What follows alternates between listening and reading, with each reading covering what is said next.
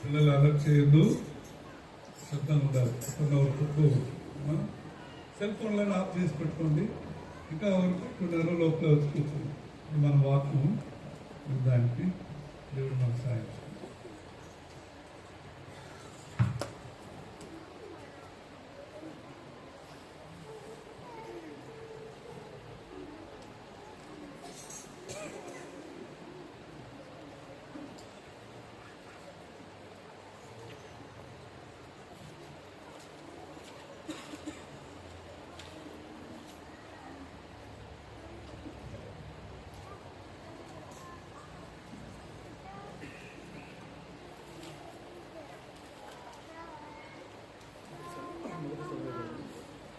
ಮೊದಲನೇ ಸಮಯದ ಗ್ರಂಥ 30ನೇ ಅಧ್ಯಾಯ.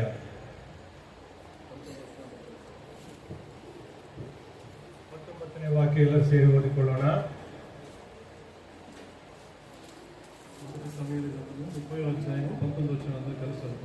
ಮೊದಲನೇ ಸಮಯದ ಗ್ರಂಥ 30ನೇ ಅಧ್ಯಾಯ 19ನೇ ವಾಕ್ಯವನ್ನು ಎಲ್ಲರೂ ಸೇರಿ ಓದಿಕೊಳ್ಳೋಣ.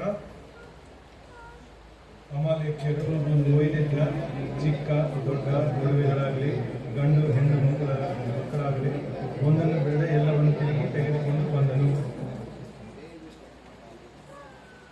ఒకసారి వాక్యం వాక్య భాగాన్ని దీక్షగా ప్రార్థన చేస్తాం.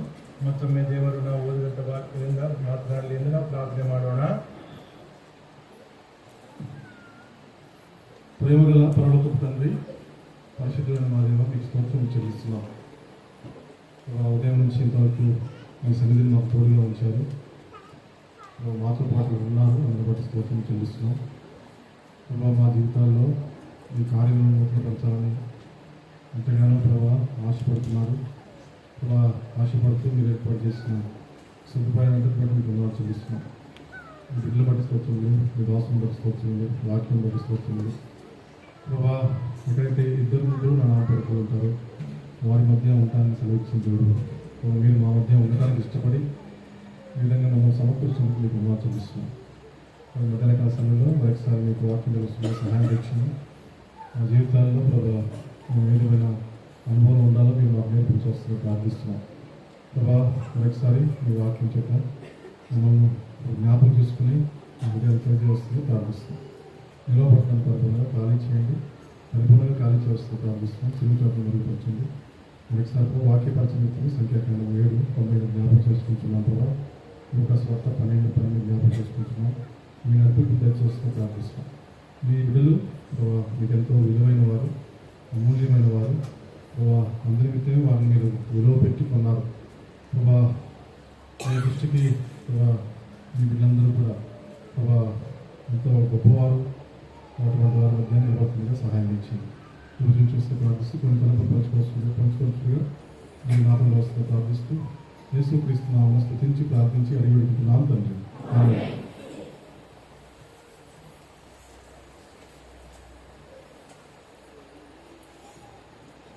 దావీదు తిరిగి సమస్తను సంపాదించుకుని అనే మాటను ఆధారం చేసుకుని కొన్ని తలపు గమనిస్తున్నారు. ದಾವೀದು ಎಲ್ಲವನ್ನು ತಿರುಗಿ ತೆಗೆದುಕೊಂಡು ಬಂದನು ಎಂಬ ವಾಗ್ದಾನ ಕುರಿತು ನಾವು ಧ್ಯಾನ ಮಾಡುತ್ತಾ ಕೆಲವು ಸತ್ಯಾಂಶಗಳನ್ನು ಇಲ್ಲಿ ತನಕ ನೋಡುತ್ತಾ ಬಂದೆವು. దావీదు ఇక అనుభవాల లక్షణాలను మనం గమనించగలిగితే ದಾವೀದನ ಕುರಿತು ಲಕ್ಷಣಗಳು ನಾವು ಗಮನಿಸುವುದಾದರೆ దేవుడన్నా, దేవుని యొక్క మందిరం అన్నా, దేవుని యొక్క బిడ్డలన్నా ఎంతగానో దావీదు సంతోషించేవాడుగా ఉన్నాడు. ದಾವೀದನು ದೇವರ ಮಕ್ಕಳಾಗಲಿ, ದೇವರ ಕುರಿತಾಗಲಿ ಮತ್ತೆ ದೇವರ ಆಲಯ ವಿಷಯದಲ್ಲಾಗಲಿ ಎಷ್ಟೋ ಸಂತೋಷ ಪಡುವನಾಗಿ ಇದ್ದನು. ఒకవేళ పొరపాటున కనుక పడిపోతే వెంటనే దేవుడి నుంచి దూరం అయిపోయాను అనుకునేవాడు. ಒಂದು ವೇಳೆ ಅಪ್ಪಿತಪ್ಪಿ ಬಿದ್ದು ಹೋದರೆ ಅಯ್ಯೋ ನಾನು ದೇವರಿಂದ ಅಗಲಿ ಹೋಗುತ್ತಾ ಇದ್ದೇನೆ ಎಂಬುದಾಗಿ మనస్తాప పట్టవనాಗಿ ఇద్దను. అందుకని దేవుడి నుంచి దూరమైన, దేవుని మందిరం నుంచి దూరమైన, దేవుని బిడ్డ నుంచి దూరమైన ఆయన ಸಂತೋಷಿಂಚೇವಾಡು ಕಾದು. ದೇವರಿಂದ ದೂರವಾಗಿ ಹೋಗಿರಲಿ ಅಥವಾ ದೇವರ ಮನೆಯಿಂದ, ದೇವರ ಮಕ್ಕಳಿಂದ ದೂರವಾಗಿ ಹೋಗಿರಲಿ, ಆತನಿಗೆ ಆಗ್ತಾ ಇಲ್ಲ. ఒక సందర్భంలో దేవుని మందిరానికి దూరం అవ్వాల్సి వచ్చింది. ಒಂದಾನೊಂದು ಗಳಿಗೆಯಲ್ಲಿ ದೇವರ ಮಂದಿರಕ್ಕೆ ದೂರವಾಗ್ತಾ ಬರಬೇಕಾಯಿತು. ಪರಿಸ್ಥಿತಿని ಬట్టి ಅರಣ್ಯ ఉండవలసి వచ్చింది. ಸ್ಥಿತಿಗತಿಗಳ ಮೂಲಕ ಅರಣ್ಯದಲ್ಲಿ, ಕಾಡಿನಲ್ಲಿ ಇರಬೇಕಾಯಿತು. ಆ ಅರಣ್ಯలో ఉంటూనే, ಅರಣ್ಯದಲ್ಲಿ ಇರುವಾಗಲೇ అతని యొక్క ఆశను కనుక మనం గమనించగలిగితే, ಆತನು ಆಶೆ ನಾವು ಗಮನಿಸುವುದಾದ್ರೆ 63వ కీర్తనలో 63ನೇ ಕೀರ್ತನೆಯಲ್ಲಿ ಆ ಆಶೆ ಕುರಿತು ಇಲ್ಲಿ ಬರೆಯಲ್ಪಟ್ಟಿದೆ. 63ನೇ ಕೀರ್ತನೆ, 23వ కీర్తన, Psalm 63, 63ನೇ ಕೀರ್ತನೆ. అరణ్యంలో ఉంటూ దావీదు యొక్క ఆశను మనం గమనిస్తాం. ಅರಣ್ಯದಲ್ಲಿ ಇದ್ದಂತ దావీదన ఆశ కురిತು ಇಲ್ಲಿ, దేవా నా దేవుడవు నీవే, వేకువనే నిన్ను వెతుకుదును, నీ బలమును నీ ప్రభావమును చూడవలనని పరిశుద్ధాలయమందు నేను ఎంతో ఆశతో నీ తట్టు కనిపెట్టి ఉన్నాను. నీళ్లు లేక ఎండి ఉన్న దేశమందు నా ప్రాణము నీ కొరకు కృష్ణగుని ఉన్నది. నీ మీది ఆశ చేత నిన్ను చూడవలని నా శరీరము కృషించుచున్నది. ಕೀರ್ತನೆ 63 ಮೊದಲ 2 ವಾಕ್ಯ ನೋಡುವುದಾದರೆ, ದೇವರೇ ನೀನೇ ನನ್ನ ದೇವರು, ನಾನು ನಿನ್ನ ದರ್ಶನವನ್ನು ಕುತೂಹಲದಿಂದ ಎದುರು ನೋಡುತ್ತೇನೆ. ನೀರಿಲ್ಲದೆ ಒಣಗಿದ ಭೂಮಿಯಲ್ಲಿ ಇದ್ದವನು ನೀರಿಗಾಗಿಯೋ ಎಂಬಂತೆ ನನ್ನ ಆತ್ಮವು ನಿನಗಾಗಿ ಆತುರಗೊಳ್ಳುತ್ತದೆ, ಶರೀರವು ಕಂದಿ ಹೋಗುತ್ತದೆ. ನಿನ್ನ ಮಂದಿರದಲ್ಲಿ ನಾನು ನಿನ್ನ ಮಹತ್ತನ್ನು, ಪ್ರಭಾವವನ್ನು ಕಂಡ ಪ್ರಕಾರ ಈಗಲೂ ಕಾಣಬೇಕೆಂದು ಅಪೇಕ್ಷಿಸುತ್ತೇನೆ. దావీదుకి మనోహరమైన స్థలం ఏంటంటే దేవుని మందిరమే. ದಾವೀದಕ್ಕೆ ರಮ್ಯವಾದ ಸ್ಥಳ ಯಾವುದು ಅಂದ್ರೆ ದೇವರ ಮನೆಯೇ. సింహాసనం కాదు, సింహాసనವಲ್ಲ, ಅಧಿಕಾರವಲ್ಲ, అని దేవుని మందిరము దావీదుకి మనోహరమైన స్థలం. ದೇವರ ಮಂದಿರ ದಾವೀದನಿಗೆ ರಮ್ಯವಾದಂತ ಸ್ಥಳ. అందుకనే 5వ కీರ್ತన ಮಾಡ್ತಿದ್ರು. 5వ ಕೀರ್ತನೆ 5ನೇ ಕೀರ್ತನದಲ್ಲಿ ಒಂದು ವಿಷಯ ನಾವು ನೋಡಬಹುದು. 5ನೇ ಕೀರ್ತನೆ ಹದಿನಾರನೇ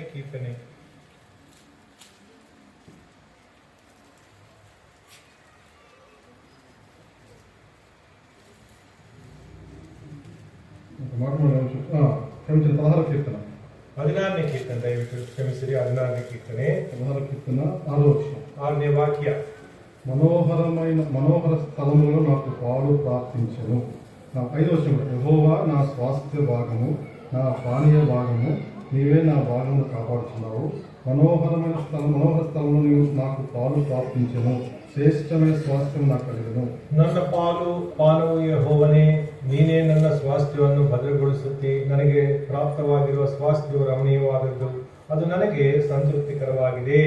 కాబట్టి దావీదు తన యాత్రా జీవితంలో బలహీనతను బట్టి పడిపోయినప్పటికీ వెంటనే ప్రభువు దగ్గర రావడానికి ఇష్టపడేవాడు. ದಾವೀದನು ತನ್ನ ಯಾತ್ರಾ ಜೀವನದಲ್ಲಿ ಬಳಲಿ ಹೋಗಿ ಒಂದು ವೇಳೆ ಅಗಲಿ ಹೋಗುವ ಪರಿಸ್ಥಿತಿ ಬಂದ್ರೆ ಬೇಗನೆ ಮನಸ್ತಾಪ ಪಟ್ಟು ದೇವರ ಕಡೆಗೆ ಹಿಂತಿರುಗಿ ಬಂದಿದ್ದವನಾಗಿದ್ದನು. దావీదు సమస్తವನ್ನು తిరిగి సంపాదించుకునే అనుభవంలోకి రావడానికి ಕಾರಣ ఏంటంటే, ದಾವೀದನು ಎಲ್ಲವನ್ನು ತಿರುಗಿ ತೆಗೆದುಕೊಂಡು ಬಂದನು ಎಂಬ ಆ ಸಂದರ್ಭಕ್ಕೆ ಬರಬೇಕಾದ್ರೆ 3వ ಭಾಗ మనం గమనించగలిగితే, 3ನೇ ಭಾಗ రియలైజ్డ్ ఇన్ లాస్, నష్టంలో ఎందుకు నష్టం వచ్చిందో ಗ್ರಹಿಂಚಾడు. ಯಾವ ಕಾರಣದಿಂದ ಆತನಿಗೆ ನಷ್ಟ ಬಂದಿದೆಯೋ ಅದನ್ನು ಗ್ರಹಿಸಿದನು. ಮೊದಲ ಸಮಯದಿಂದ 30వ ಅಧ್ಯಾಯము, ಮೊದಲನೇ ಸಮಯಲ 30ನೇ ಅಧ್ಯಾಯ 6వ ವಚನము ಮಧ್ಯಭಾಗం నుంచి 6ನೇ ವಾಕ್ಯ ಮಧ್ಯಭಾಗದಿಂದ, దావీదు చంపుదుము రండని వారు చెప్పుకొనగా, ದಾವೀದನನ್ನು ಕಲ್ಲೆಸೆದು ಕೊಲ್ಲಬೇಕೆಂದಿದ್ದರಿಂದ దావీదు తన దేవుడైన యెహోవాను బట్టి ధైర్యం తెచ్చుకున్నాడు. ಆದರೂ ಅವನು ತನ್ನ ದೇವರಾದ ಯೆಹೋವನಲ್ಲಿ ತನ್ನನ್ನು ಬಲಪಡಿಸಿಕೊಂಡು, పిమ్మట దావీదు ఏఫోదు తెమ్మని యాజకుడగు అహీమెలెకు కుమారుడైన అబ్యాతారు చెప్పగా, అబ్యాతారు ఏఫోదును దావీదు వద్దకు తీసుకుని వచ్చెను. ಅಹೀಮೆಲೆಕನ ಮಗನಾದ ಎಬ್ಯಾತಾರನಿಗೆ ದಯವಿಟ್ಟು ಎಫೋದನ್ನು ಇಲ್ಲಿಗೆ ತೆಗೆದುಕೊಂಡು ಬಾ ಎಂದು ಹೇಳಲು ಅವನು ತಂದನು. దావీదు తన యాత్రా జీవితంలో కొన్ని నిర్ణయాలు తీసుకోవడం వలన ఎంతగానో నష్టాన్ని తీసుకొచ్చాడు. ದಾವೀದನು ತನ್ನ ಯಾತ್ರಾ ಜೀವನದಲ್ಲಿ ಕೆಲವು ನಿರ್ಣಯಗಳು ತೆಗೆದುಕೊಳ್ಳುವ ಕಾರಣ ಆತನು ನಷ್ಟಕ್ಕೆ ಗುರಿಯಾದ. దావీదు యొక్క ఆత్మీయ జీవితానికి మాత్రం కాకుండా, ಅದು ದಾವೀದನ ಆತ್ಮೀಯ ಜೀವಿತಕ್ಕೆ ಮಾತ್ರವಲ್ಲ, ಸಮಾಜಾనికి ಕೂಡ ನಷ್ಟ తీసుకొచ్చింది. ಸಮಾಜಕ್ಕೆ ತನ್ನ ಜೊತೆ ಇದ್ದಂತವರಿಗೂ ಸಹ ನಷ್ಟವನ್ನು ಕರ್ತವ್ಯನಾಗಿ ಕಂಡು ಬಂದನು.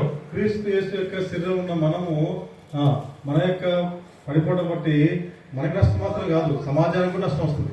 ನೋಡಿರಿ, ನಾವು ದೇವರ ಸಮಾಜದಲ್ಲಿ ಅಂದರೆ ದೇವರ ಶರೀರದಲ್ಲಿ ನಾವು ಒಂದು ಅಂಗವಾಗಿರುವ ಕಾರಣ ನಮ್ಮಲ್ಲಿ ನಾವು ಬಿದ್ದು ಹೋದರೆ ದೇವರ ಸಭೆಗೆ ನಷ್ಟವನ್ನು ತರುವವರಾಗಿ ನಾವು ಇರುತ್ತೇವೆ. ఒకసారి సొంత తలంపున్న దావీదు వందకి వస్తే ఎవరు చెప్పారు? ఒక వ్యక్తి చనిపోయాడు. ಒಂದು ಸತಿ ತನ್ನ ಸ್ವಂತ ಆಲೋಚನೆ ಮುಖಾಂತರ ಕರ್ತನ ಮಂಜೂಷವನ್ನು ತೆಗೆದುಕೊಂಡು ಬರುವ ಸಮಯದಲ್ಲಿ ಉಜ್ಜ ಮರಣಿಸಿದನು, ಒಬ್ಬ ವ್ಯಕ್ತಿ ಮರಣಿಸಿದನು. ఇక్కడ 30వ అధ్యాయంలో పడిపోవడం వల్ల కొంత నష్టం వచ్చింది. ಈಗ ನೋಡಿರಿ, ಈ 30ನೇ ಅಧ್ಯಾಯದಲ್ಲಿ ಕೆಲವರಿಗೆ ನಷ್ಟ ಬಂತು. 2వ సమయం చివరి అధ్యాయం వచ్చేసరికి తన యొక్క స్వాతిశయం వల్ల ఎంతమంది చచ్చిపోయారు? సమాజానికి నష్టం. ನೋಡ್ರಿ, ಮತ್ತೆ 2ನೇ ಸಮಯದಲ್ಲಿ ಕೊನೆಯ ಅಧ್ಯಾಯದಲ್ಲಿ ಆ ಸಂದರ್ಭದಲ್ಲಿ ಎಷ್ಟೋ ಜನರು ತನ್ನ ಸ್ವ ಅತಿಶಯ ಕಾರಣ ಎಷ್ಟೋ ಜನರಿಗೆ మరణ బంధిತ್ತು. కానీ మనం గమనించవలసింది ఏంటంటే, ప్రతి నష్టంలోనూ ఈ నష్టం నా వల్లే అని చెప్పే ధైర్యవంతుడు దావీదు. ನೋಡ್ರಿ, ದೇವ್ರ ಮಕ್ಕಳಿಗೆ ಯಾವ ಸಮಸ್ಯೆ ಸಣ್ಣ ಪುಟ್ಟ ದೊಡ್ಡದು ಯಾವುದಾದ್ರೂ ಆಗಲಿ ಇದು ನನ್ನ ಮೂಲಕ ಬಂದಿದ್ದು ಎಂದು ಧೈರ್ಯವಾಗಿ ಎಲ್ಲ ಜನರ ಕಡೆ ಒಪ್ಪಿಕೊಂಡನು ದಾವೀದ. నా వల్లే అని చెప్పే ధైర్యం అవుతుందా? ನೋಡ್ರಿ, ಇದು ನನ್ನ ಮೂಲಕವೇ ಆಯಿತು ಎಂಬ ಹೇಳುವ ಧೈರ್ಯ ನಮ್ಗಿದೆಯಾ? నీ వల్లే అని సులువుగా చెప్తాం. ನಾವು ಬೇರೊಬ್ಬರ ಮೇಲೆ ಹೊರಿಸ್ತೀವಿ ನಿಂದೆ. కుటుంబంలో భార్య భర్తలు కొంచెం అసమర్థం అనుకోండి, నా వల్లే వచ్చిందని కాముంటాం, లేదు నీ వల్లే అని చేసుకుంటాం, ఎత్తుకొడుచుకుంటూ ఉంటాం.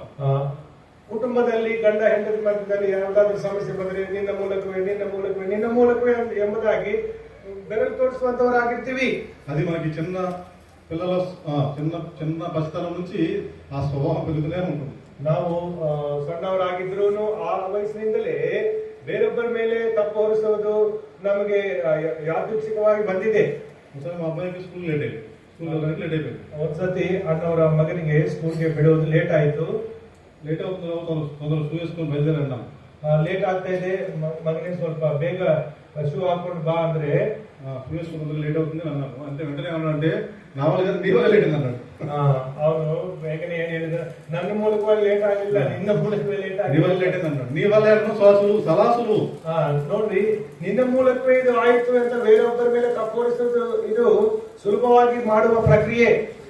కానీ దావీదులో ఆ మాటను మనం గమనించాం. ದಾವೀದನಲ್ಲಿ ಯಾವಾಗಲೂ ನೋಡಿರಿ, ಬೇರೊಬ್ಬರ ಮೇಲೆ ತಪ್ಪು ಹೊರಿಸುವುದು ಅಂತ ಗುಣ ಇರಲಿಲ್ಲ. ఎప్పుడు నష్టం వచ్చినా నా వల్లే జరిగిందని గ్రహిస్తాడు. ಯಾವ ನಷ್ಟ ಬಂದ್ರೂ ನನ್ನ ಮೂಲಕವೇ ಈ ನಷ್ಟ ಬಂದಿತ್ತು ಎಂಬುದಾಗಿ ಗ್ರಹಿಸಿ ಒಪ್ಪಿಕೊಂಡನು. అదే అనుభవం దావీదును ఆధ్యాత్మిక ఉన్నత స్థాయికి తీసుకెళ్ళింది. ಇಂಥ ಅನುಭವ ಅಂದ್ರೆ ತಪ್ಪನ್ನು ತನ್ನ ಮೇಲೆ ತೆಗೆದುಕೊಳ್ಳೋದು, ತನ್ನ ತಪ್ಪನ್ನು ಒಪ್ಪಿಕೊಳ್ಳುವ ಕಾರಣ యథార్థವಾಗಿ ఆతను మేలಕ್ಕೆ ಬಂದನು. గమనించగలిగితే నష్టము ఎవరి వల్ల వచ్చిందో గ్రహించాడు, నా వల్లే వచ్చిందని గుర్తించాడు. ఫస్ట్ గా మనము ఏ విషయంలో రియలైజ్ అవ్వాలంటే మన తప్పును గుర్తించే విషయంలో రియలైజ్ అవ్వాలి. ನೋಡ್ರಿ, ನಮ್ಮ ತಪ್ಪುಗಳನ್ನು ಗ್ರಹಿಸುವ ವಿಷಯದಲ್ಲಿ ನಾವು ಆ ಮನಸ್ಸಿಗೆ ಬರಬೇಕಾಗಿದೆ. రియలైజేషన్ ఇన్ రికగ్నిషన్, ಗುರ್ತಿಸುವ ವಿಷಯದಲ್ಲಿ ನಾವು ಗ್ರಹಿಸುವಿಕೆಯಲ್ಲಿ ಬರುವುದು. దావీదు ఒకసారి తన బలహీనత పడిపోయాడు. దావీదను ಒಂದ್ಸತಿ ತನ್ನ ಬಲಹೀನತೆ ಮೂಲಕ ಬಿದ್ದೋದನು. వెంటనే ఏం గుర్తించాడంటే, నేను దేవునికి గ్రహించిన రక్షణానందానికి దూరం అయిపోయానని గుర్తించాడు. ನಾನು ದೇವರು ಕೊಟ್ಟಿರುವ ರಕ್ಷಣೆ ಆನಂದಕ್ಕೆ ನಾನು ದೂರವಾಗಿ ಹೋಗಿದ್ದೇನೆ ಎಂಬುದಾಗಿ ಗುರುತಿಸಿದನು. దావీదుకి అతని యొక్క ఆత్మీయత పట్ల చాలా సున్నితమైన ఆలోచన ఎప్పుడూ కలిగి ఉండేవాడు. He has deep sense about his spirituality, not other spirituality. ಇನ್ನೊಬ್ಬರ ವಿಷಯದಲ್ಲ, ತನ್ನ ವಿಷಯದಲ್ಲಿ, ತನ್ನ ಆತ್ಮೀಕ ಸ್ಥಿತಿಗತಿಗಳಲ್ಲಿ ಗಂಭೀರವಾಗಿ ಸೂಕ್ಷ್ಮವಾಗಿ ತನ್ನ ಸ್ಥಿತಿಯನ್ನು ಯಥಾರ್ಥವಾಗಿ ಕಂಡು ಹಿಡಿಯುತ್ತಾ ಬಂದಿದ್ದನು. అందుకని 51వ కీర్తన రాస్తూ ఏమన్నా చూడండి, 51ನೇ ಕೀರ್ತನೆ ಬರೆಯುತ್ತಾ ಏನು ಬರೆದಿದ್ದಾನೆ? నష్టపోయాడు, ఆ నష్టంలో ఎంతగా ఆనందాన్ని కోల్పోయాడో గుర్తించి రాసిన కీర్తన 51వ కీర్తన. ತಾನು ಮಾಡಿದ ತಪ್ಪಕ್ಕೆ ಎಷ್ಟು ನಷ್ಟ ಹೊಂದಿದ್ದಾನೋ ಆತ್ಮಿಕವಾಗಿ ಅದು ಬರೆಯುತ್ತಾ ಇಲ್ಲಿ ಇದ್ದನು. ಕೀರ್ತನೆ 51ನೇ, Psalm 51. 51వ కీర్తన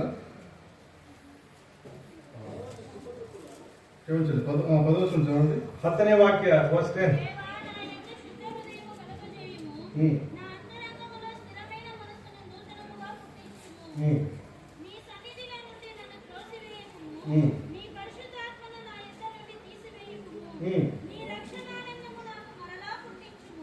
చాలు చాలు.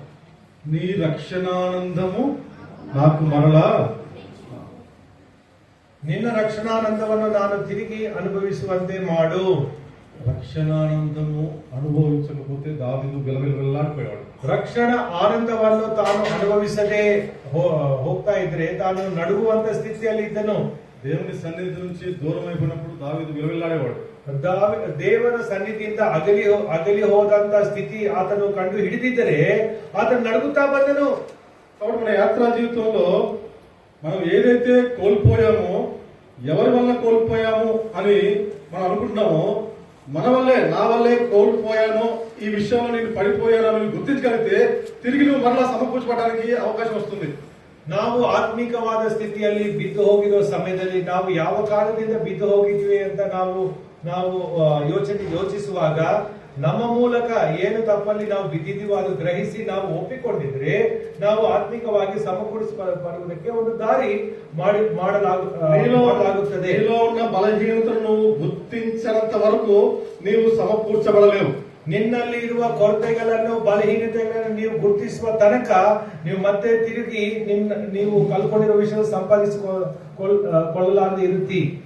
ఏబు కూడా తన యాత్రా జీవితంలో అన్నింటినీ కోల్పోయినప్పుడు తాను మంచివాడు అనుకుంటున్నాడు. కానీ ఎప్పుడైతే ప్రభువుని చూశాడో ఒక మాట అంటాడు చూడండి. యోబు గ్రంథము చివరికి యోబు అన్న మాట చూద్దాం. యోబు గ్రంథము ಯೋಬನ ಗ್ರಂಥ ಯೋಬನ ಎಲ್ಲವೂ ಸರ್ವವು ಕಲ್ಕೊಂಡಿದ್ದವನಾಗಿರುವಾಗ ಮತ್ತೆ ಕೊನೆ ಸಮಯದಲ್ಲಿ ಏನ್ ಹೇಳಿದಾರೆ ನೋಡೋಣ. 42వ అధ్యాయము 42ನೇ ಅಧ್ಯಾಯದಲ್ಲಿ ದೇವರು ಪ್ರತ್ಯಕ್ಷನಾಗಿದ್ದಾಗ ಏನಾಯಿತು? 5వ వచనం నుంచి వినికిడి చేత నిన్ను కూర్చున్న వార్త నేను వింటిని, అయితే ఇప్పుడు నేను కన్నులారా నేను చూస్తున్నాను, కావున నన్ను నేను అసహ్యించుకొని ధూళిలోనూ బూడిదలోనూ పడి పశ్చాత్తాపడుచున్నాను. ಕಿವಿಯಿಂದ ನಿನ್ನ ವಿಷಯವನ್ನು ಕೇಳಿದ್ದೇನು, ಈಗಲಾದರೂ ನಿನ್ನನ್ನೇ ಕಣ್ಣಾರೆ ಕಂಡೆನು. ಆದ ಕಾರಣ ನಾನು ಆಡಿದ್ದನ್ನು ತಿರಸ್ಕರಿಸಿ ಧೂಳಿಯಲ್ಲಿಯೂ ಬೂದಿಯಲ್ಲಿಯೂ ಕುಳಿತು పశ్చాత్తాప పడుతేనే. తాను ఉన్న నష్టములో తన యొక్క నిజస్థితిని గుర్తించి పశ్చాత్తాపడ్డాడు కాబట్టి తిరిగి నష్టాన్ని సమకూర్చుకునే అనుభవంలోకి వెళ్ళాడు. ತಾನು ಇರುವಂತಹ ಸ್ಥಿತಿಯಲ್ಲಿ ತಾನು ಬಿದ್ದಂತ ಸ್ಥಿತಿಯಲ್ಲಿ ತನ್ನ ವಿಷಯ ಕುರಿತು ಎಲ್ಲಿ ಬಿದ್ದೋದನೋ ಅದು ನೆನೆಸಿದ ಕಾರಣ, ಒಪ್ಪಿಕೊಂಡ ಕಾರಣ ಮತ್ತೆ ಸಮಕೂರಿಸಲ್ಪಡುವುದಕ್ಕೆ ಆತನಿಗೆ ಆಸ್ಪದವಾಯಿತು. దేవుని ప్రజలు కూడా 106వ కీర్తనలో కీర్తನೆ 106 Psalm 106 106వ కీర్తనలో కీర్తನೆ 106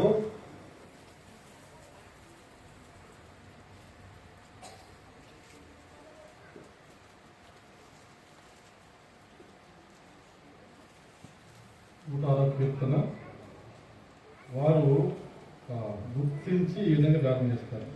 39వ వచనం నుంచి తమ క్రియల వలన వారు అపవిత్రులైది, తమ నడవడిలో 106:39 విభజించిన వారైది, కావున యెహోవా కోపం ఆయన ప్రజల మీద రగులుకొనెను, ఆయన తన స్వాస్థ్యం ముందు అసహ్యపడెను. ఇప్పుడు ఆ విధంగా చదువుకుంటూ వస్తే 47వ కీర్తన 106వ కీర్తన 147వ వచనం, యెహోవా మా దేవ మమ్మును రక్షింపు, మేము నీ పరిశుద్ధ నామమునకు కృతజ్ఞత చెల్లించినట్లు నిన్ను స్తుతించుతూ మేము అతిశయించినట్లు అన్యజనుల నుండి మేము పోగు చేయము. అన్ని జనులతో మేము కలిసిపోయాం, అన్ని జనుల యొక్క కార్యాలు జరిగిస్తున్నాం అని గుర్తించగలిగారు. గుర్తించి అన్ని జనులతో మనం పోగు చేయమంటారు. ನೋಡ್ರಿ, ಕೀರ್ತನೆ 106:47 ಯೆಹೋವನೇ ನಮ್ಮ ದೇವರೇ ರಕ್ಷಿಸು, ಅನ್ಯ ಜನಗಳಲ್ಲಿ ಚದರಿರುವ ನಮ್ಮನ್ನು ತಿರುಗಿ ಕೂಡಿಸು. ಅಂದ್ರೆ ಇವರು ಅರ್ಥ ಮಾಡಿಕೊಂಡಿದ್ದಾರೆ. ಏನು ಅರ್ಥ ಮಾಡಿಕೊಂಡಿದ್ದಾರೆ? ಅನ್ಯ ಜನಗಳಲ್ಲಿ ಸಹವಾಸ ಮಾಡಿ ದೇವರಿಂದ ಅಗಲಿ ಹೋಗಿದ್ದೀವಿ ನಾವು, ದೇವರಿಗೆ ನೀವು ನಮ್ಮನ್ನು ಸಮಕೂಡಿಸು ಅಂತ ಪ್ರಾರ್ಥನೆ ಮಾಡ್ತಾ ಇದ್ದಾರೆ. 135ನೇ ವಾಕ್ಯದಲ್ಲಿ అన్య జనులతో సహవాసం చేసి వారి క్రియలు నేర్చుకునేది, ಅವರೊಡನೆ ಕೂಡಿಕೊಂಡು ಅವರ ದುರಾಚಾರಗಳನ್ನು ಕಲಿತುಕೊಂಡರು. నేను అన్య జనులతో సహవాసం చేస్తున్నాను అని నీ ఆత్మీయ జీవితంలో కనుక గుర్తించగలిగితే, ನಾನು ಅನ್ಯ ಜನರೊಂದಿಗೆ ಸಹವಾಸ ಮಾಡ್ತಾ ಇದ್ದೀನಿ ಎಂದು ನೀವು ಆತ್ಮೀಯ ವಿಷಯದಲ್ಲಿ ನೀವು ಗ್ರಹಿಸಿದರೆ నీవు కోల్పోయిన వాటిని తిరిగి సంపాదించుకోగలవు. ನೀವು ಕಳ್ಕೊಂಡಿರೋ ವಿಷಯಗಳನ್ನು ತಿರುಗಿ ಸಂಪಾದಿಸಿಕೊಂಡ ಬಲ್ಲೆ. ఎవరు అన్ని జనులు? మనకి ఎవరు అన్ని జనులు? ನಮಗೆ ಯಾರು ಅನ್ಯ ಜನರು? ಯಾರು ನಮಗೆ ಅನ್ಯ ಜನರು? ಯಾರು అన్ని జనులు మధ్యలో ನಮಗೆ ಅನ್ಯ ಜನರು ಅಂದ್ರೆ ನಮ್ಮ ದೃಷ್ಟಿಯಲ್ಲಿ ಅನ್ಯ ಜನರು ಯಾರು? యేసు క్రీస్తు ప్రభువారిలో ఏ లక్షణాలు అయితే ఉండవో వారందరూ మనకు అన్ని జనులు. ಈ ಕರ್ತನಾದ ಯೇಸು ಕ್ರಿಸ್ತನ ಗುಣಗಳನ್ನು ನಾವು ಯಾರ್ಯಾರಲ್ಲಿ ನೋಡಲಾರದೆ ಇರ್ತೀವೋ ಅವರೇ ಅನ್ಯ ಜನರು. యేసు క్రీస్తు ప్రభువారిలో స్వాతిశయం ఉండదు. ಈ ಕರ್ತನಾದ ಯೇಸು ಕ್ರಿಸ್ತನಲ್ಲಿ ಸ್ವ ಅತಿಶಯ ಇರೋದಿಲ್ಲ. మనలో ఉందనుకోండి, ఇప్పుడు అన్ని జనులతో సహవాసం చేసినట్లే. ಈಗ ನಮ್ಮಲ್ಲಿ ಇದ್ರೆ ನಮ್ಗೆ ಅರ್ಥ ಏನಂದ್ರೆ ನಾವು ಅನ್ಯ ಜನ ಸಹವಾಸ ದುರಾಚಾರ ಕಲಿಸ್ಕೊಂಡಿದ್ದೇವೆ. యేసు క్రీస్తు అవిధేయత లేదు. ಕರ್ತನಾದ ಯೇಸು ಕ್ರಿಸ್ತನಲ್ಲಿ ಅವಿಧೇಯತೆ ಇಲ್ಲ. మనం అవిధేయతతో సహవాసం చేస్తే అవిధేయత మనకి అన్ని జనుడే. ನಾವು ಅವಿಧೇಯತೆಯಿಂದ ನಾವು ಸಹವಾಸ ಮಾಡಿದ್ರೆ ನಾವು ದೇವರ ದೃಷ್ಟಿಯಲ್ಲಿ ಅನ್ಯ ಜನರೇ. యేసు క్రీస్తు ప్రభువారిలో ఎవరైతే ఉండలేరో, యేసు క్రీస్తు ప్రభువారిలో ఏ లక్షణం అయితే ఉండలేవో వారందరినీ మనం కలిగి ఉంటే వారందరూ మనకు అన్ని జనులే. ಕರ್ತನಾದ ಯೇಸು ಕ್ರಿಸ್ತನ ಗುಣಲಕ್ಷಣವನ್ನು ಇಲ್ಲದೆ ಇದ್ದವರ ಜೊತೆ ಸಹವಾಸ ಮಾಡಿದ್ರೆ ಅವರು ಅನ್ಯ ಜನರು, ಕರ್ತನಾದ ಯೇಸು ಕ್ರಿಸ್ತನಲ್ಲಿ ఇల్లదే ఇరువంత గుణగలు ఇద్దంతವರು సహా అన్య జనులు. ఈ అన్ని జనులతో నేను సహవాసం చేస్తున్నాను కాబట్టి నీ లక్షణానందాన్ని నేను కొనసాగించలేకపోతున్నాను, నీ లక్షణాన్ని కలిగి ఉండలేకపోతున్నాను. కాబట్టి నాలో ఉన్న అన్ని జనులను గుర్తించగలుగుతున్నాను అనే అనుభవంగా ఉండగలిగితే ನೀವು తిరిగి ಸಮರ್ಪಿಸಬಹುದು. ನೋಡ್ರಿ, ನನ್ನಲ್ಲಿ ಇರುವ ಅನ್ಯ ಜನರ ಪದ್ಧತಿಗಳು, ನನ್ನಲ್ಲಿ ಇವೆ ಅನ್ಯ ಜನರ ಸಹವಾಸ ಮಾಡಿ ಅದೆಲ್ಲ ಕಲ್ತ್ಕೊಂಡಿದ್ದೀನಿ ನೀವು, ಇದು ದೇವರಿಗೆ ಇಷ್ಟವಿಲ್ಲದ ಕಾರ್ಯ ಅಂತ ನೀವು ಗುರುತಿಸಿದರೆ ನೀವು ತಿರುಗಿ ಸಮಕೂಡಿಸಲ್ಪಡಿಸಲಾರೆ. ಈ ಸಾಯಂಕಾಲ ಸಮಯದಲ್ಲಿ ನೀలో ఉన్న ಅನ್ಯ ಜನರು ఎవరు? ಈ ಸಂಜೆ ವೇಳೆಯಲ್ಲಿ ನಿಮ್ಮಲ್ಲಿ ಇರುವ ಅನ್ಯ ಜನರು ಯಾರು? ಸೋಮರ್ತನವ, ಸೋಂಬೇರಿತನ, ನಿರ್ಲಕ್ಷ್ಯವ, ನಿರ್ಲಕ್ಷ್ಯವ, ಅಲಕ್ಷ್ಯವ, ಅವಿಧೇಯತವ, ఎవరు మీకు అన్య ಜನರು? ಯಾರು ನಿಮ್ಗೆ ಅನ್ಯ ಜನರು? ಕ್ರೋಧವ. దాన్ని కనుక నువ్వు గుర్తించగలిగితే, ಅದನ್ನು ನೀವು ಗುರುತಿಸಿದರೆ నువ్వు తిరిగి సమకూర్చుకోవడానికి అవకాశం ఉంటుంది. ನೀವು ತಿರುಗಿ ಸಮಕೂಡಿಸಲ್ಪಡುವುದಕ್ಕೆ ಆಸ್ಪದವಿದೆ. ನೋಡಿ, ఇక్కడ దావీదను గుర్తించాడు. నష్టం ఎవరి ద్వారా వచ్చిందో దానిని గుర్తించి దాన్ని బట్టి దేవుని బట్టి ధైర్యం తెచ్చుకుంటున్నాడు. తిరిగి ఆయన నన్ను సమకూర్చగలడు, ఆయన దగ్గర పశ్చాత్తపడతాను, ఆయన దగ్గర ఒప్పుకుంటాను, ఆయన దగ్గర క్షమాపణ పొందుతాను, తిరిగి నా దేవుడు నన్ను సమకూర్చగలడు అనే ధైర్యము దావీదుకు. ನಾನು ದೇವರ ಹತ್ರ ನಾನು ಯಾವ ಕಾರಣದಿಂದ ಬಿದ್ದಿದ್ದೀನೋ ನನಗೆ ಗೊತ್ತಾಗಿದೆ. ಈಗ ನಾನು ದೇವರ ಹತ್ರ ಹೋಗಿ ಪಶ್ಚಾತ್ತಾಪಪಟ್ಟು ಮನಗುಂದಿದವನಾಗಿ ನಾನು ಬೇಡಿಕೊಳ್ತೀನಿ. ದೇವರು ನಮ್ಮ ಸಮಕೂಡಿಸಬಲ್ಲನು ಎಂಬ ಧೈರ್ಯ ನಿಶ್ಚಯದಿಂದ ದೇವರ ಕಡೆಗೆ ಹೋದನು. ನೀವು ఏ విషయంలో బలహీనంగా ఉన్నారో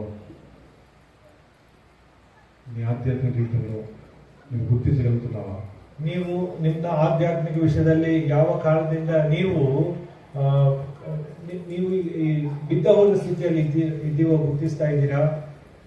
పరిసయుడికి పని ఏంటంటే తనలో ఉన్న బలహీనత గుర్తించడు, ఎదుటి వాడిలో ఉన్న బలహీనతను గుర్తిస్తూ ఉంటాడు. ಈ ಫರಿಸಾಯನ ಬುದ್ಧಿ ಎಂತ ಬುದ್ಧಿ ಅಂದ್ರೆ, ಮುಂದೆ ಕಾಣುವಂತವರ ಅವರಲ್ಲಿರುವ ಏನಾದರೂ ಸಮಸ್ಯೆಗಳಿಂದ ಅದು ಕಂಡು ಹಿಡಿತಾನೆ. ನೀನು ಪರಿಚಯ ఉన్నాడా? ನಿನ್ನಲ್ಲಿ ಪರಿಚಯನಿದ್ದಾನ? పరిచయం ఉంటే నువ్వు మందిరంలో ఉంటావు కానీ క్రీస్తులో ఎరగలేవు. ನೀವು ಪರಿಚಯನಾಗಿದ್ದರೆ ನೀವು ಮಂದಿರದಲ್ಲಿ ನೀವು ಕಂಡು ಬರಬಹುದು, ಆದ್ರೆ ನಿನ್ನಲ್ಲಿ క్రీస్తులో ఎదగలేవు. ಆದ್ರೆ ನೀವು ಕ್ರಿಸ್ತನಲ್ಲಿ ಬೆಳೆಯುವುದಿಲ್ಲ. కాబట్టి మొట్టమొదటిగా దావీదు తనకు కలిగిన నష్టంలో తానే కారణమని గుర్తించాడు. ತಾನು ಹೊಂದಿದ ನಷ್ಟಕ್ಕೆ ತಾನೇ ಕಾರಣವೆಂದು ದಾವೀದನು ಗುರುತಿಸಿದನು. రెండోది గమనించగలిగితే, ಎರಡನೇದು ನಾವು ಗಮನಿಸಿದರೆ ఏం చేస్తున్నాడు దావీదు? ఇక్కడ ಏನ್ ಮಾಡ್ತಾ ಇದ್ದಾನೆ ದಾವೀದನು? నష్టంలో ఏం చేస్తున్నాడు చూడండి. ಈ ನಷ್ಟದಲ್ಲಿ ಏನ್ ಮಾಡ್ತಾ ಇದ್ದಾನೆ? 1ನೇ ಸಮುವೇಲನ ಗ್ರಂಥ 30ನೇ ಅಧ್ಯಾಯ. పిమ్మట దావీదు ఏఫోదు తెమ్మని యాజకుడగు అహీమెలెకు కుమారుడైన అబ్యాతారు చెప్పగా, అబ్యాతారు ఏఫోదును దావీదును తీసుకొచ్చెను.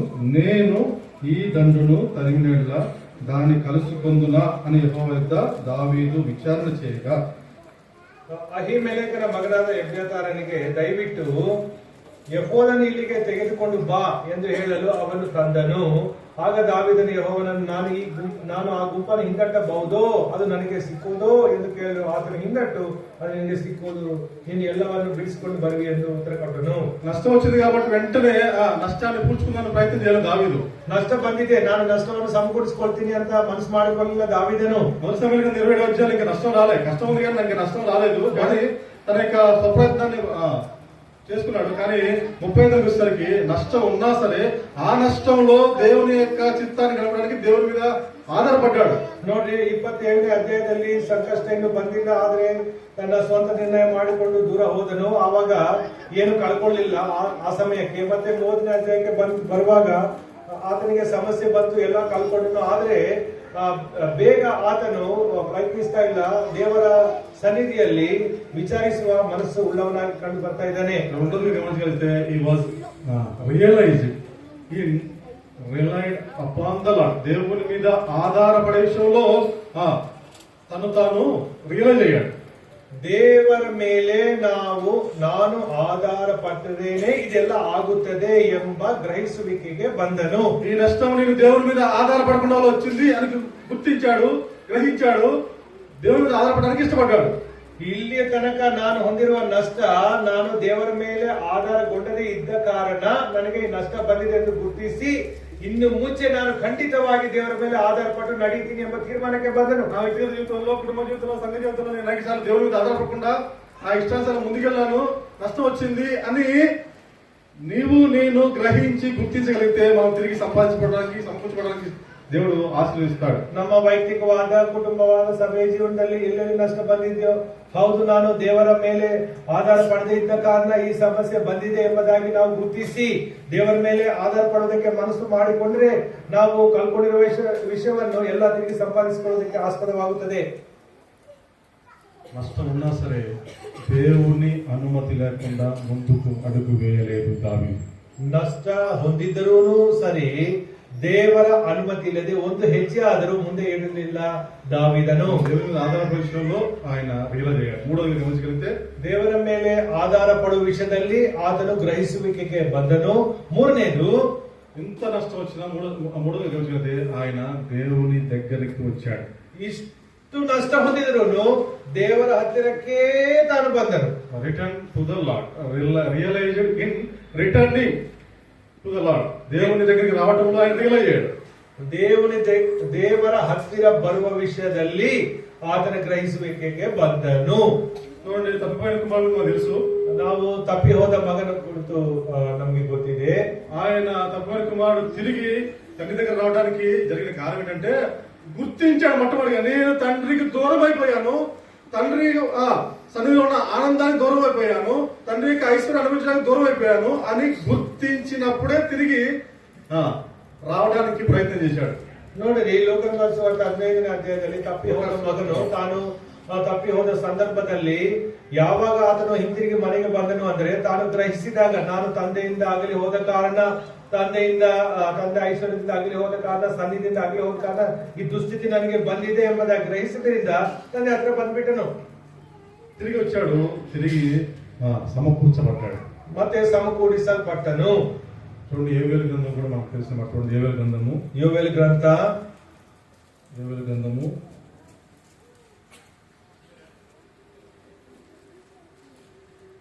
2వ అధ్యాయము 2ನೇ ಅಧ್ಯಾಯ 25ನೇ ವಾಕ್ಯ.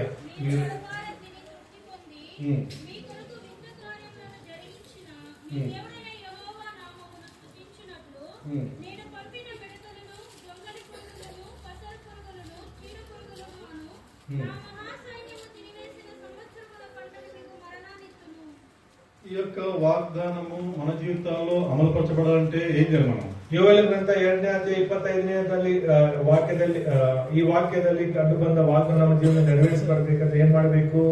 ಯೋವೇಲ ಗ್ರಂಥ 2వ అధ్యాయం 13వ వచనం. ಯೋವೇಲನ ಗ್ರಂಥ 2ನೇ ಅಧ್ಯಾಯ 13ನೇ ವಾಕ್ಯ. మీ దేవుని యెహోవా కరుణావాత్సల్యం గలవాడును, శాంతమూర్తియు, అత్యంత కృపగలవాడై ఉండి తాను చేయనుద్దేశించిన కీడును చేయక పశ్చాత్తాపడను గనుక నీ వస్తువును గాక మీ హృదయం చింపుకొని ఆయన తట్టు ತಿರುಗುಡಿ. ನಿಮ್ಮ ಬಟ್ಟೆಗಳನ್ನಲ್ಲ ನಿಮ್ಮ ಹೃದಯಗಳನ್ನು ಹರಿದುಕೊಂಡು ನಿಮ್ಮ ದೇವರಾದ ಯೆಹೋವನ ಕಡೆಗೆ ತಿರುಗಿಕೊಳ್ಳಿರಿ. ಆತನು ದಯೆಯು, ಕನಿಕರವು, ದೀರ್ಘಶಾಂತಿಯು, ಮಹಾಕೃಪೆಯುಳ್ಳವನಾಗಿ ಮಾಡಬೇಕೆಂದಿದ್ದ ಕೇಡಿಗೆ ಮನಮರುಗುತ್ತಾನೆ. మన జీవితంలో ఉన్న ఆధ్యాత్మిక బలహీనతలను మనం గుర్తించినంత వరకు యేసుక్రీస్తు ప్రభువారు మనలో ఉన్నాడా, యేసుక్రీస్తు వారు బయట ఉన్నాడా అనే విషయం కూడా మనం గ్రహించలేము. ನೋಡ್ರಿ, ನಮ್ಮಲ್ಲಿ ಇರುವ ಆಧ್ಯಾತ್ಮಿಕವಾದ ಕೊರತೆಗಳನ್ನು ನಾವು ಗ್ರಹಿಸುವ ತನಕ ದೇವರು ನಮ್ಮ ಮಧ್ಯದಲ್ಲಿ ಇದ್ದಾನ, ನನ್ನಲ್ಲಿ ಇದ್ದಾನ, ನನ್ನ ಹೊರಗೆ ಇದ್ದಾನ ನಾವು ಗ್ರಹಿಸಲಾರದೆ ಇರ್ತೀವಿ. అందుకే లవోదిక సంఘానికి అనుభవం చూసినట్టే యేసుక్రీస్తు వారు మధ్యలో లేడు. ಲವೋದಿಕೆಯ ಸಭೆ ಕುರಿತು ನಾವು ನೆನೆಸಿದಾಗ ಅದರಲ್ಲಿ ಆ ಸಭೆ ಮಧ್ಯದಲ್ಲಿ ದೇವರು ಕಂಡು ಬರಲಿಲ್ಲ. ಯೇಸುಕ್ರಿಸ್ತು ವಾರలో లేడు. ಯೇಸುಕ್ರಿಸ್ತನ ಅವರ ಮಧ್ಯದಲ್ಲಿ ಬಂದಿಲ್ಲ, ಇರಲಿಲ್ಲ. ఎక్కడున్నాడు? ಎಲ್ಲಿದ್ದನು? ఎక్కడున్నాడు? బయట ఉన్నాడు. ಆತನು ಆಚೆ ಇದ್ದನು, ಸಭೆಗೆ ಆಚೆ ಇದ್ದನು. యేసుక్రీస్తు ప్రభు వారిని వారి యొక్క ఆధ్యాత్మిక గుడితనాన్ని బట్టి వారు తమ హృదయంలో స్థానం ఇవ్వకుండా తీసుకువెళ్లి బయట ఉంచి మేము గొప్పవారము, మేము కొదువులేని వారము, మేము భాగ్యవంతులము, మేము ఐశ్వర్యవంతులము, మేము ఉన్నతమైన వారమని చెప్పుకునే స్థితిలోకి వారు వెళ్ళిపోయారు. ನೋಡಿರಿ, ಇವರು ದೇವರಿಂದ ದೂರ ಹೋಗಿರುವವರಾಗಿದ್ದರೂ ಅವರು ದುರವಸ್ಥೆಯಲ್ಲಿ ಬಿದ್ದಿದ್ರು ಅವ್ರೇನಂತ ಅನ್ಕೊಳ್ತಾ ಇದ್ದಾರೆ ಅಂದ್ರೆ ನಾನು ಐಶ್ವರ್ಯವಂತನು, ಸಂಪನ್ನನು, ಒಂದರಲ್ಲಿಯೂ ಕೊರತೆ ಇಲ್ಲದವನು ಎಂದು ಹೇಳಿಕೊಳ್ಳುತ್ತಾ ಬಂದರು. ಆದರೆ దేవరు ಅವರ మధ్యದಲ್ಲಿ ఇర్లిಲ್ಲ. మనం భౌతికమైన మేలు చూసుకుంటూ, భౌతికమైన ఆశీర్వాదం చూసుకుంటూ మేము దేవుని బిడ్డలము, దేవుని చేత ఆశీర్వదించబడతాం, కానీ ఆత్మీయ స్థితిలో ఏ స్థితిలో దిగజారిపోయిన విషయాన్ని మనం గుర్తించట్లే. ನೋಡ್ರಿ, ಈ ಕಾಲದಲ್ಲಿ ನಾವು ಈ ಲೋಕದ ಸ್ಥಿತಿಯ ಗತಿಗಳಲ್ಲಿ ನಮಗೆ ಇರುವ ವಿಷಯಗಳಲ್ಲಿ ನಾವು ಸಂತೃಪ್ತರಾಗಿ ಲಾಭಕರವಾಗಿ ಕಂಡು ಬಂದಿದ್ದೆವು. ಆದರೆ ನಾವು ನಮ್ಮ ಆತ್ಮಿಕವಾದ ವಿಷಯದಲ್ಲಿ ಎಷ್ಟೋ ಕ್ಷೀಣ ಸ್ಥಿತಿಗೆ ಬಂದಿದ್ದೇವೆ. రక్షణ వస్త్రాలు మనలో ఉన్నాయి, రక్షణ వస్త్రాలు మన మీద ఉన్నాయి, రక్షణ వస్త్రాలు ನಮ್ಮ ಮೇಲೆ ఇవే, నీతి వస్త్రం లేదు. ಆದ್ರೆ ನೀತಿ ವಸ್ತ್ರ ಇಲ್ಲ. నీతిని అనుసరించని భక్తి పరులంగా మారిపోయాం. ನೀತಿని ಅವಲಂಬಿಸದೇ ಇರುವಂತ ಭಕ್ತಿಹೀನರಾಗಿ దాని ఎటువంటి అనుమానం లేదు. ನೋಡ್ರಿ, ನಾವು ಭಕ್ತಿಪರರೇ, ಅದಕ್ಕೆ ಯಾವ నీతిమంతులమే, దానిలో ఎటువంటి అనుమానం లేదు. ನಾವು ನೀತಿವಂತರೇ కానీ నీతిని మాత్రం అనుసరించాం. ಆದ್ರೆ ನಾವು ನೀತಿಯನ್ನು ಅನುಕರಣೆ ಮಾಡ್ತಾ ಇಲ್ಲ. ఎందుకంటే మన యొక్క బలహీనత మనం గుర్తించాం. ಯಾಕಂದ್ರೆ ನಮ್ಮ ಬಲಹೀನತೆ ಕುರಿತು ನಾವು ಗ್ರಹಿಸುವುದಕ್ಕೆ ಇಷ್ಟಪಡುವುದಿಲ್ಲ. ఎదుటివాని యొక్క బలహీనతలను గుర్తించి ఎదుటివాని యొక్క ఆధ్యాత్మిక విషయంలో ఆయన ఉన్నత స్థాయికి ఎదగాలని పశ్చాత్తాపడుతూ భారంతో తోటి సహోదరుల గురించి ప్రార్థించే అనుభవం లేవు. ఇప్పుడు ನೋಡ್ರಿ, ಯಾರಾದ್ರೂ ಬಲಹೀನತೆಯಲ್ಲಿ ಆಧ್ಯಾತ್ಮಿಕವಾಗಿ ವಿಷಯದಲ್ಲಿ ಇದ್ರೆ ಅವರ ಕುರಿತು ನಾವು ಮನಸ್ತಾಪಟ್ಟವರಾಗಿ ಅವರು ಮತ್ತೆ ಹಿಂತಿರುಗಿ ದೇವರ ಕಡೆಗೆ ತಿರುಗೋಬೇಕಂತ ಭಾರತ ಉಳ್ಳ ಮನಸ್ಸಿಂದ ಅವ್ರಿಗೋಸ್ಕರ ಪ್ರಾರ್ಥನೆ ಮಾಡುವ ಹಂಗಿನಲ್ಲಿ ನಾವು ಇರ್ತಾ ಇಲ್ಲ. ప్రభు నన్ను క్షమించు, నా పితరులను క్షమించు అని నెహెమ్యాలాగా విలపించే ఆత్మ మనలో లేదు. ఇప్పుడు ನೆಹಮ್ಯದಲ್ಲಿ ಕಂಡು ಬಂದಂತ ಆತ್ಮ ಏನಂದ್ರೆ, ದೇವರೇ ನನ್ನನ್ನು ಕ್ಷಮಿಸು, ನನ್ನ ಪಿತೃಗಳನ್ನು ಕ್ಷಮಿಸು ಎಂಬ ಪ್ರಾರ್ಥನೆ ಮಾಡುವ ಆತ್ಮದ ನಡೆಸುವಿಕೆ ನಮ್ಮಲ್ಲಿ ಇಲ್ಲ.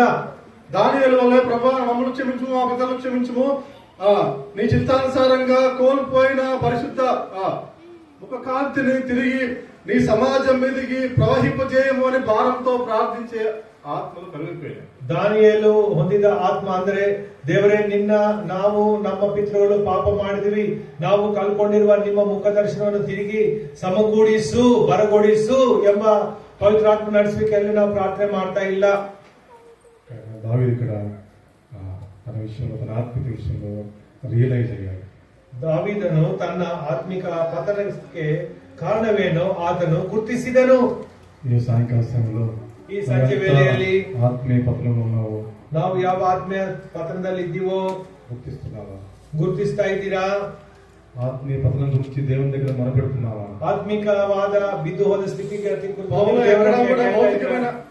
ఎక్కడా కూడా భౌతికమైన ఆశీర్వాదం గురించి ప్రార్థన చేయలేదు, ఆధారపడలే. ಪೌಲನು ತನ್ನ ಬರೆದ ಪತ್ರಿಕೆಯಲ್ಲಿ ಎಲ್ಲಾದ್ರೂ ದೇವರ ಹತ್ರ, ದೇವರ ಇದು ಕೊಡ್ರಿ ಅದು ಕೊಡ್ರಿ ಅಂತ ಇಹಲೋಕ ವಿಷಯಗಳ ಕುರಿತು ಯಾಚಿಸುವ ಪ್ರಾರ್ಥನೆ ಎಲ್ಲಿನೂ ಬರೀಲಿಲ್ಲ. మీరు గమనించండి, పాత నిబంధన గ్రంథంలో భౌతికమైన ఆశీర్వాదం గురించి మొరపెట్టారు, కానీ కొత్త నిబంధనలు ఎక్కడా కూడా భౌతికమైన ఆశీర్వాదాల గురించి మొరపెట్టినట్టు మనకు ఎక్కడ కనపడదు. ಹಳೆ ಒಡಂಬಡಿಕೆಯಲ್ಲಿ ದೇವರೇ ವರ್ಷ ಕೊಡಿ, ಇದು ಕೊಡಿ, ಅದು ಕೊಡಿ ಅಂತ ಕೇಳ್ತಾ ಬಂದ್ರು ಹಳೆ ಒಡಂಬಡಿಕೆಯಲ್ಲಿ. ಹೊಸ ಒಡಂಬಡಿಕೆಯಲ್ಲಿ ಆಧ್ಯಾತ್ಮಿಕವಾದ ವಿಷಯಗಳು ಬಿಟ್ಟು ಇಹಲೋಕ ಸಂಪತ್ತಿಗಳನ್ನು ದೇವರಿಂದ ಬಯಸಲಿಲ್ಲ, ಪ್ರಾರ್ಥಿಸಲಿಲ್ಲ. చూడండి, అపోస్తలుల పౌలు ఏమనుకుంటాడంటే కొలస్సీయులకు రాసిన పత్రిక, ಕೊಲೊಸ್ಸೆಯವರಿಗೆ ಬರೆದ ಪತ್ರಿಕೆಯಲ್ಲಿ ನಾವು ಗಮನವಿಟ್ಟು ನೋಡಿದ್ದೇವೆ. కొలస్సీయులకు రాసిన పత్రిక, ಕೊಲೊಸ್ಸೆಯವರಿಗೆ ಬರೆದ ಪತ್ರಿಕೆ మొదటి అధ్యాయము 1ನೇ ಅಧ್ಯಾಯ 9వ వచనం నుంచి 12వ వచనం కలిసి ఉన్న తెలుగులో 9-10 తెలుగుನಲ್ಲಿ ಒಂದೇ ಮಾತಿದೆ. ఏమని ప్రార్థన చేస్తున్నాడు, ఏ విషయాల గురించి ప్రభు మీద ఆధారపడుతున్నాడు, ಯಾವ ವಿಷಯ ಕುರಿತು ಪ್ರಾರ್ಥನೆ ಮಾಡ್ತಾರೆ, ಯಾವ ವಿಷಯ ಕುರಿತು ಬೇಡ್ಕೊಳ್ತಾ ಇದ್ದಾರೆ ನೋಡಿರಿ. అందుచేత ఈ సంగతి విన్నాటి నుండి మేము మీ నిమిత్తం ప్రార్థన చేయటం మానక మీకు సంపూర్ణ జ్ఞానమును, ఆత్మ సంబంధమైన వివేకమును గలవారును, ఆయన చిత్తమును పూర్ణంగా గ్రహించిన వారినై ప్రతి సత్కార్యంలో సఫలవచ్చు, దేవుని విషయమైన జ్ఞానమును అభివృద్ధి పొందచ్చు, అన్ని విషయంలో ప్రభువును సంతోషపెట్టినట్లు ఆయనకు తగినట్లుగా నడుచుకోవాలని, ఆనందంతో కూడిన పూర్ణమైన ఓర్పును దీర్ఘశాంతమును కనపరిచినట్లు ఆయన మహిమ శక్తిని బట్టి సంపూర్ణ బలముతో బలపరచబడమని, తేజవాసులైన పరిశుద్ధ శాస్త్రంలో పాలువారములకు మనల్ని పాత్రగా చేసిన తండ్రికి మీరు కృతజ్ఞతలు చెల్లించుకోవాలని దేవుని ಬತಿಮಾಲುಚುನ್ನಾము. ದೇವರನ್ನು ಕೊಲೊಸ್ಸೆಯವರಿಗೆ ಬರೆದ ಪತ್ರಿಕೆ 1ನೇ ಅಧ್ಯಾಯ 9ರಿಂದ 12ನೇ ವಾಕ್ಯ ತನಕ ನಾವು ನೋಡುವುದಾದರೆ, ಆದ ಕಾರಣ ನಾವು ನಿಮ್ಮ ಸುದ್ದಿಯನ್ನು ಕೇಳಿದ ದಿವಸದಿಂದ ನಿಮಗೋಸ್ಕರ ಪ್ರಾರ್ಥಿಸುವುದನ್ನು ಬಿಡದೆ ನೀವು ಸಕಲ ಆತ್ಮೀಯ ಜ್ಞಾನ ಗ್ರಹಿಸುವಿಕೆಯನ್ನು ಹೊಂದಿ ಕರ್ತನ ಚಿತ್ತದ ವಿಷಯವಾದ ತಿಳುವಳಿಕೆಯನ್ನು ತುಂಬಿಕೊಂಡು ಆತನಿಗೆ ಯೋಗ್ಯರಾಗಿ ನಡೆದು ಎಲ್ಲಾ ವಿಧದಲ್ಲಿ ಆತನನ್ನು ಸಂತೋಷ ಪಡಿಸುವವರಾಗಿ ಇರಬೇಕೆಂತಲೂ ನೀವು ಸಕಲ ಸತ್ಕಾರ್ಯವೆಂಬ ಫಲವನ್ನು ಕೊಡುತ್ತಾ ದೇವ ಜ್ಞಾನದಿಂದ ಅಭಿವೃದ್ಧಿಯಾಗುತ್ತಿರಬೇಕೆಂತಲೂ ಆತನ ಮಹಿಮಾ ಶಕ್ತಿಯ ಪ್ರಕಾರ ಪರಿಪೂರ್ಣ ಬಲ ಹೊಂದಿ ಬಲಿಷ್ಠರಾಗಿ ಆನಂದಪೂರ್ವಕವಾದ ತಾಳ್ಮೆಯನ್ನು ದೀರ್ಘ ಶಾಂತಿಯನ್ನು ಯಾವಾಗಲೂ ತೋರಿಸುವವರಾಗಿರಬೇಕೆಂತಲೂ ಬೆಳಕಿನ ರಾಜ್ಯದೊಳಗೆ ದೇವಜನರ ಬಾಧ್ಯತೆಯಲ್ಲಿ ಪಾಲುಗಾರರಾಗುವುದಕ್ಕೆ ನಿಮ್ಮನ್ನು ಯೋಗ್ಯರನ್ನಾಗಿ ಮಾಡಿದ ತಂದೆಗೆ ಕೃತಜ್ಞತಾಸ್ತುತಿ ಮಾಡುವವರಾಗಿ ఇరಬೇಕೆಂತಲೂ ದೇವರನ್ನು ಬೇಡಿಕೊಳ್ಳುತ್ತೇನೆ. మనలో మన కుటుంబంలో మన సంఘాల్లో ఆధ్యాత్మికమైన లోటుపాట్లు మనం గుర్తించి ನಮ್ಮ ಕುಟುಂಬ ಜೀವನದಲ್ಲಿ, ವೈಯಕ್ತಿಕವಾದ ಜೀವನದಲ್ಲಿ, ಸಭೆಯಲ್ಲಿ ಆಧ್ಯಾತ್ಮಿಕವಾದ ಕೊರತೆಗಳನ್ನು ನಾವು ಗುರುತಿಸಿ ఈ విషయంలో నేను ఎదగలేకపోయాను, ఈ విషయంలో నేను తప్పినవాడుగాని గుర్తించి ఆ విషయం మీద ప్రభు మీద ఆధారపడుతూ ఆ విషయం గురించి దివారాత్రులు ಹೊರಪಟ್ಟೆ ಅನುಭವ ఉంటున్నాము. ನಾವು ಬೆಳವಣಿಗೆ ಹೊಂದಿದೆ ಇದ್ದೀವಪ್ಪ ಈ ಆತ್ಮಿಕವಾದ ವಿಷಯದಲ್ಲಿ, ನಾವು ತಪ್ಪಿ ಹೋಗಿದ್ದೀವಪ್ಪ ಈ ಆತ್ಮಿಕವಾದ ವಿಷಯದಲ್ಲಿ ಎಂಬುದಾಗಿ ನಾವು ಮನಗುಂದಿದವರಾಗಿ ಯಾಚನೆ ಉಪವಾಸ ಮಾಡುತ್ತಾ ದೇವರ ಹತ್ರ ನಾವು ಇದ್ದೀವಾ? మనకు మన ఆత్మీయత పట్ల డీప్ సెన్స్ మనకుందా? ನಾವು ಆತ್ಮೀಕವಾದ ವಿಷಯಗಳ ಕುರಿತು ನಾವು ಗಂಭೀರವಾಗಿ, ನಾವು ಸೂಕ್ಷ್ಮವಾಗಿ ನೋಡುವವರಾಗಿ ಇದ್ದೀವಾ? నా వయసు పెరుగుతుంది కానీ నేను ఆత్మీయత విషయంలో నీవు కోరిన వయసులోకి నేను రాలేకపోతున్నాను అని ಗುರ್ತಿಸಗలుగుతున్నాను. ದೇವರೇ, ನಾವು ವರ್ಷ ನಮ್ಮ ವಯಸ್ಸು ಮೀರಿ ಹೋಗ್ತಾ ಇದೆ, ನಾವು ಆತ್ಮಿಕವಾದ ವಿಷಯದಲ್ಲೂ ನಾವು ಅಷ್ಟು ಅಭಿವೃದ್ಧಿ ಹೊಂದ್ತಾ ಇಲ್ಲ ಅಂತ ನಾವು ಯಾವತ್ತಾದ್ರೂ ನೆನೆಸಿದೀವಾ? ఆత్మీయత విషయంలో మనకు జరిగిన నష్టం విషయంలో పట్టింపు ఉన్నదా? ಆತ್ಮಿಕವಾಗಿ ನಾವು ಹೊಂದಿರುವ ವಿಷಯದಲ್ಲಿ, ನಷ್ಟದಲ್ಲಿ ನಾವು ಅದರ ಮೇಲೆ ಗಮನವಿಟ್ಟು ನೋಡ್ತಾ ಇದ್ದೀವಾ? ಆ ವಿಷಯದಲ್ಲಿ ರಿಯಲೈಸ್ అవుతున్నాము. ಆ ವಿಷಯದಲ್ಲಿ ನಾವು ಗ್ರಹಿಸುವಿಕೆಯಲ್ಲಿ ಬರ್ತಾ ಇದ್ವಾ? ಆತ್ಮಿಕವಾದ ಇಷ್ಟು ನಷ್ಟ ಹೋಗಿದ್ದೀನಾ ಎಂಬ ಪಶ್ಚಾತ್ತಾಪಡುತ್ತೇವೆ. ಆ ವಿಷಯದಲ್ಲಿ ನಾವು ಮನಗುಂದಿದವರಾಗಿ ದೇವರ ಹತ್ರ ಪಶ್ಚಾತ್ತಾಪ ಪಡ್ತಾ ಇದ್ದೀವಾ? ಆ ವಿಷಯವನ್ನು ದೇವರ ಹತ್ರ ಒಪ್ಪಿಕೊಳ್ತಾ ಇದ್ದೀವಾ? తిరిగి సమకూర్పుకు ఇది పునాది. తిరిగి సమకూర్పుకు రియಲೈಸ್ అనేది పునాది. ನಾವು ತಿರುಗಿ ಸಮಕೂಡಿಸಲ್ಪಡಬೇಕೆಂಬುದರೆ ನಾವು ಯಾವ ಸ್ಥಿತಿಯಲ್ಲಿ ಬಿದ್ದು ಹೋಗಿದ್ದೀವೋ ಅದು ಗ್ರಹಿಸಬೇಕಾದದ್ದು, ಅದು ಪ್ರಾಥಮಿಕ ಹೆಜ್ಜೆ. దావీదు జరిగిన నష్టంలో రియలైజ్ అయ్యి దేవుని దగ్గరికి వచ్చాడు. ದಾವೀದನು ತಾನು ಹೊಂದಿದ ನಷ್ಟದಲ್ಲಿ ಆತನು ಗ್ರಹಿಸುವಿಕೆಯಲ್ಲಿ ಬಂದು ದೇವರ ಹತ್ರ ಬಂದಿದ್ದನು. ಸಾಯಂಕಾಲ ಸಮయంలో, ಈ ಸಂಜೆ ವೇಳೆಯಲ್ಲಿ నీ ఆత్మీయత కోసం, ನಿನ್ನ ಆತ್ಮೀಯ ಕುರಿತು దేవుని దగ్గరికి వస్తావా? ದೇವರ ಕುರಿತು ಬರ್ತೀಯಾ? ದೇವರ ಹತ್ರ ಬರ್ತೀಯಾ? దేవుని మీద ఆధారపడతావా? ದೇವರ ಮೇಲೆ ಆಧಾರಗೊಳ್ತೀಯಾ? దేవుని దగ్గర ఒప్పుకుంటావా? ದೇವರ ಹತ್ರ ಒಪ್ಪಿಕೊಳ್ತೀಯಾ?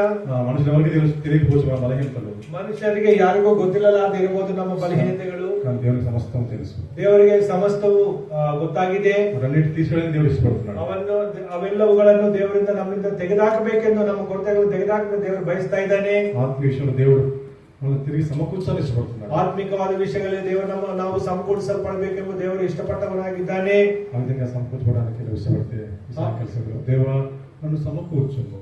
ఎన్నో నష్టాలు నా యొక్క అవినీతిని బట్టి, నా యొక్క బుద్ధిహీనతను బట్టి, నా యొక్క నిర్లక్ష్యాన్ని బట్టి, నా యొక్క దోషాన్ని బట్టి, నా యొక్క సోమర్థనాన్ని బట్టి, ప్రార్థించలేకపోవడం బట్టి ఈనాడు నా జీవితంలో, వ్యక్తిగత జీవితంలో, కుటుంబ జీవితంలో, సంఘ జీవితంలో ఇంతగా ఆత్మీయంగా నష్టపోయేది నా వల్ల జరిగింది ప్రభా అని నువ్వు దేవునికి వస్తావా? ನಮ್ಮ ಬಲಹೀನತೆಯನ್ನು ಒಂದಾದ್ಮೇಲೆ ಒಂದು ನಾವು ಸೋಮಾರಿತನದಲ್ಲಿ ಇದ್ದೀವಿ.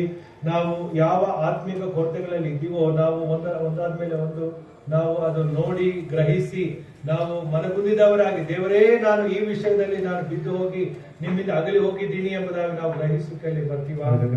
ದೇವರು ಕರುಣಿಸ್ತಾನೆ. ಆ ರೀತಿಯಾಗಿ ನಾವು ಗ್ರಹಿಸುವಿಕೆಯಿಂದ ದೇವರ ಹತ್ರ ಸಮಕೂಡಿಸಲ್ಪಡೋದಕ್ಕಾಗಿ ಬಂದ್ರೆ ದೇವರು ನಮ್ಮ ಕುರಿತು ಮನಸ್ಸು ಮಾಡಿ సమకూర్చబడి ఆధ్యాత్మిక జీవితంలో ఉన్నతమైన స్థాయికి వెళ్ళాలని దేవుడు ఈ యొక్క వాక్యాన్ని దీవించినారు. ದೇವರಿಂದ ನಾವು ಆತ್ಮಿಕವಾದ ಸ್ಥಿತಿಯಲ್ಲಿ ಮೇಲಕ್ಕೆ ಬಂದು ಸ್ಥಾಪಿಸಲ್ಪಡೋದಕ್ಕೆ ದೇವರು ನಮಗೆ ಸಹಾಯ ಮಾಡಲಿ.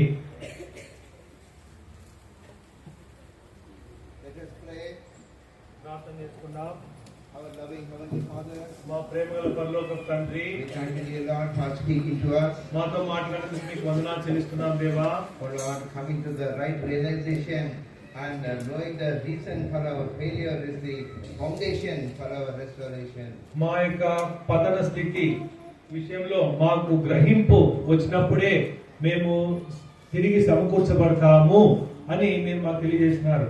We thank you, dear Lord, for the wonderful truth you have revealed to us. ప్రభా మాకు మనోహరమైనటువంటి సత్యాన్ని బయలుపరిచినందుకు మీకు వందనం చెల్లిస్తున్నాం. Maybe some of us did not know this. ప్రభా మాలో కొంతమందికి ఈ విషయం తెలియక ఉండవచ్చు. Maybe even others, knowingly, we have not taken the right step.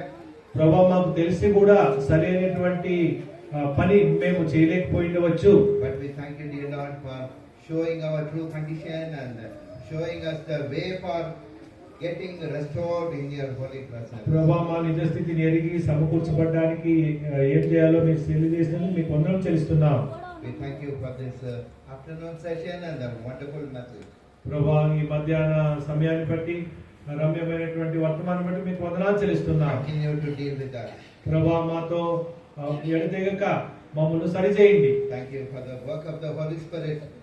పరిశుద్ధాత్మ దేవుని కార్యమును బట్టి వందనాలు చెల్లిస్తున్నాం. And bless our remaining time. ప్రభా ముందున్న సమయం మాకు ఆశీర్వాదకరంగా చేయండి. We pray in the name of Lord Jesus, our Savior. రక్షకుడైన యేసు ప్రభువా దగ్గర ప్రార్థిస్తున్నాం తండ్రి. Now I request you all to spend a little more time upon our knees. దయచేసి మనమందరం కూడా మోకాళ్ళ మీద రావాల్సిందిగా కొంచెం సేపు ఆ మోకాళ్ళ మీద గడపవలసింది దేవుని పేరు కోరుతున్నాం. The Lord has spoken to us. దేవుడు మనతో మాట్లాడుతూ The వచ్చాడు. Spirit of God is moving in our midst. పరిశుద్ధాత్మ దేవుడు మన మధ్యలో సంచరిస్తా ఉన్నారు. And the Lord has begun His work of restoration. దేవుడు మనల్ని సమకూర్చేటువంటి విషయంలో పని జరిగిస్తా ఉంటున్నారు. This is a wonderful day and wonderful time. ఇది రమ్యమైనటువంటి దినము, రమ్యమైనటువంటి సమయం. This is the time to come to the Lord with a true confession. నిజమైనటువంటి పశ్చాత్తాపంతో దేవుని సన్నిధికి రావాల్సిన గడియ ఇది. And that is the only way to be blessed by the Lord. అది ఆ రీతిగా వస్తేనే, ఉన్న స్థితిలో యథార్థ స్థితిలో మనం గుర్తించి వస్తేనే మనం దేవునితో సమకూర్చబడగలుగుతాం. This is the only way to restore, to get all things restored. ఈ రీతిగా మనం చేస్తేనే మనం పోగొట్టుకున్నవన్నీ కూడా మనము దేవునిలో సంపాదించుకోగలం. May the Lord help us. దేవుడు మనకు సహాయం చేయును గాక. Now we have some time to pray, search our hearts and confess our failures and confess our fallen condition. మనం ఇప్పుడు ప్రార్థించే సమయము, మన దేవుని సన్నిధిలో మన హృదయాన్ని పరీక్షించుకునే సమయము, మన తప్పును ఒప్పుకొని, పాపం ఒప్పుకొని సరి చేసుకునేటువంటి సమయం మనకు ఇవ్వబడి ఉంటున్నది. This is the time of confession and restoration. మనము ఒప్పుకొని సమకూర్చబడటకు దేవుడు మనకి ఇచ్చిన సమయం ఇది. As the Lord leads.